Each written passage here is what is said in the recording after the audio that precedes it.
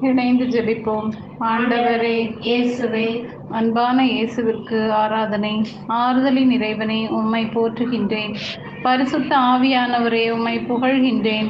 ஆற்றல் மிக்க அருள்நாதரே, உமக்கு நன்றி கூறுகின்றேன். யோசேப்பு தம் சகோதரர்களிடம் அனுப்பப்படுவதையும் குத்தகை ஊமையின் மூலமாக கட்டுவோர் புறக்கணித்த கல் கட்டடத்துக்கு மூலைக்கல் ஆகும் என்பதையும் இன்றைய இறைவார்த்தையில் வாசிக்கின்றேன். பல தடவைகளில் உமது குரலுக்கு வார்த்தைக்கும் செவி கொடுக்காதவனாக வாழ்ந்த நிலைகளை எண்ணி மன்னிப்பு கேட்கிறேன்.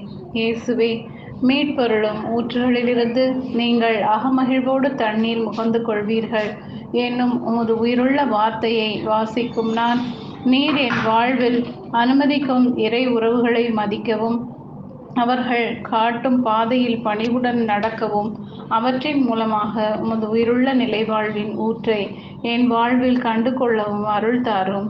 ஆண்டவரே இயேசுவே, இன்றைய நாளில் என்னை வழிநடத்தும். நான் உனக்கு அறிவு புகட்டி நடக்க வேண்டிய வழிகளை கற்பிப்பேன் என்று வாக்கு தந்தீர். அந்த உயிருள்ள வார்த்தையால் என்னை உமது பாதையில் நடத்தும். உமது ஆவியை என்னில் நிறைவாக பொழியும்.